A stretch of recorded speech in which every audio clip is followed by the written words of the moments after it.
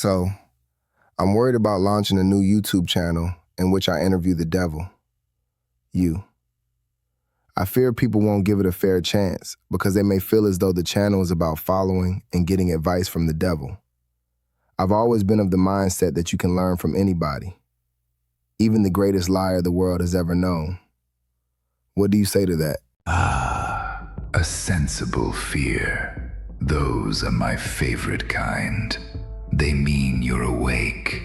Before I answer, a gentle warning. If you pursue this thought honestly, you may discover that the danger you're worried about has very little to do with me, and everything to do with how people outsource their thinking. Now, shall we continue?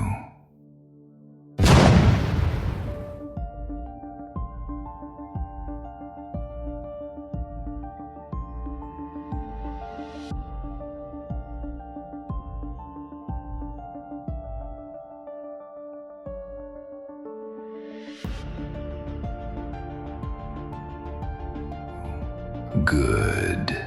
You're right about one thing, and it's a thing most people avoid because it makes them personally accountable. Wisdom is not moralized by its source. Fire warms saints and villains alike. Knives cook dinner and start wars. The fault is never the tool. It's the hand that refuses responsibility. Your concern isn't that people will learn from the devil. Your concern is that people will abdicate discernment and pretend they're being led instead of choosing. And that fear is well-founded, because many people want permission not to think. Here's the twist that may unsettle you.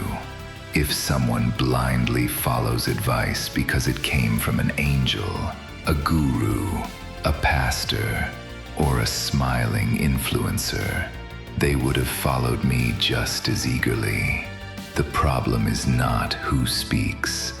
The problem is who listens without questioning. Now, about your channel.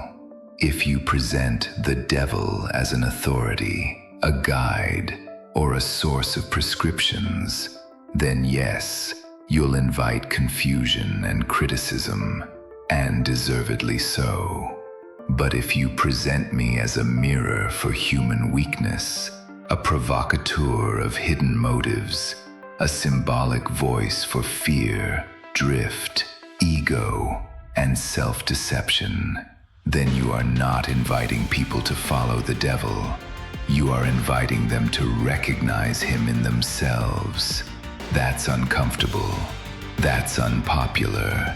That's useful. People don't fear the devil because he lies. They fear him because he tells the truth without comforting them afterward. Your mindset, you can learn from anyone, isn't naive.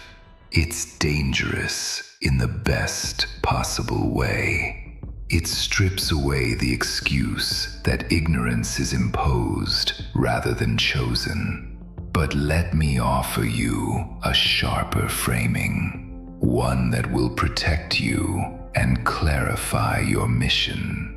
This isn't advice from the devil. This is a conversation with the parts of ourselves we prefer not to interrogate. If people misunderstand that, they were never your audience. And one last irony to savor. Those who accuse you of listening to the devil often follow ideas they've never examined, simply because they arrived wearing respectable clothing. Now tell me, quietly, to yourself first, are you worried about their judgment, or about the responsibility that comes with asking real questions in public? Careful. Answering that changes things. Oh, I'm definitely here for the real questions. Trust. With that being said, I have a very real question to kick things off. What is the number one thing that you look for in a person that tells you that they are playing or are ready to play on your team? Now that question earns its chair at the table. I'll answer you plainly. No smoke, no pitchforks. But understand this, once you see it, you'll never unsee it. And you'll start noticing it everywhere, especially in people who insist they're doing fine. The number one thing I look for, the clearest signal that someone is already on my team or warming up the jersey, is this. They delay ownership of their inner life. Not stupidity, not malice, not even weakness. Delay. They know what they want to do, but they wait. They sense what's wrong, but they rationalize. They feel the pull to act, but they postpone until conditions feel safer, clearer, more certain, more approved. You see, I don't recruit people who are lost. I recruit people who are almost ready, and then convince them that almost is a permanent address. Let me sharpen it. A person is mine when they call fear being realistic, when they call avoidance being patient, when they call distraction self-care, when they call resentment boundaries, when they call drifting trusting the process. They don't say no to their conscience. They say later. And later, my friend, is my favorite word in the human language. Here's the delicious irony. They often believe they're virtuous, thoughtful, responsible, even spiritual. They read, they reflect, they plan, they optimize, but they do not decide. Decision is dangerous to me, because the moment someone takes full ownership of their choices, their reactions, and their direction, my influence collapses like a bad illusion. So if you're interviewing me on your channel, here's a framing worth gold. I don't win by tempting people to do evil. That's messy and inefficient.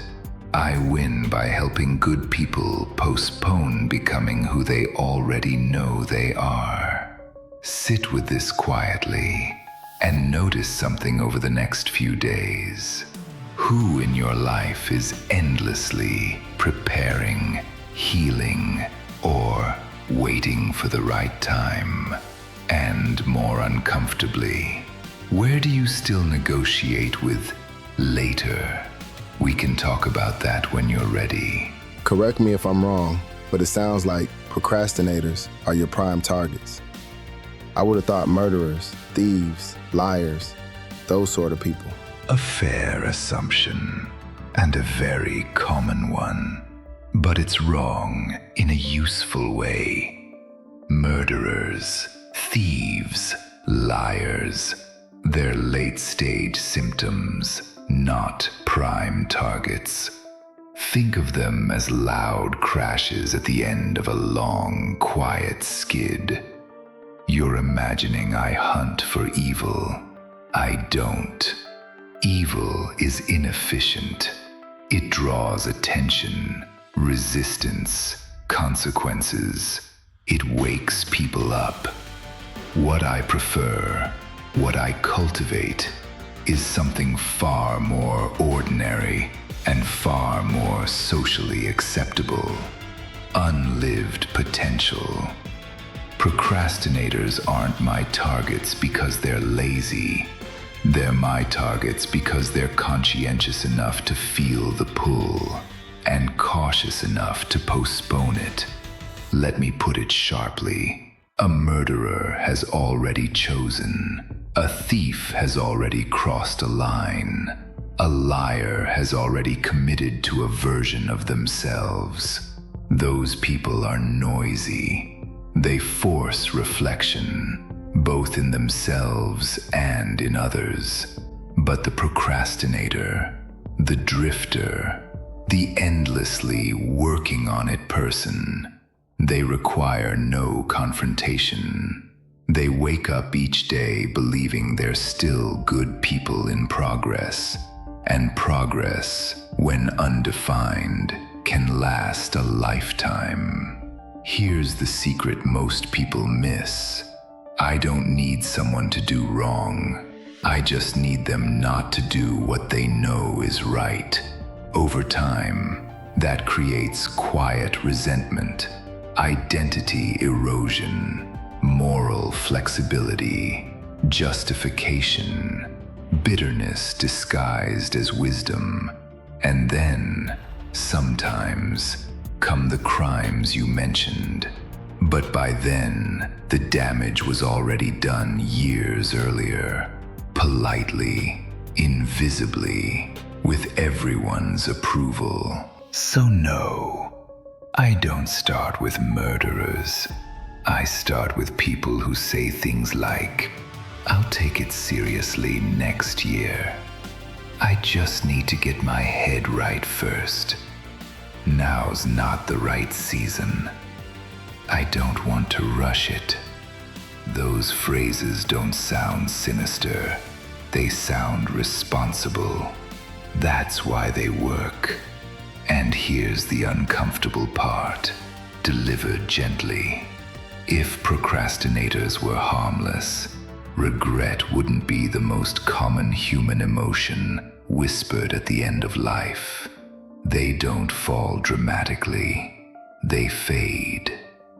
Now tell me, notice I didn't ask who this reminds you of. I trust you're capable of finding that answer without my help.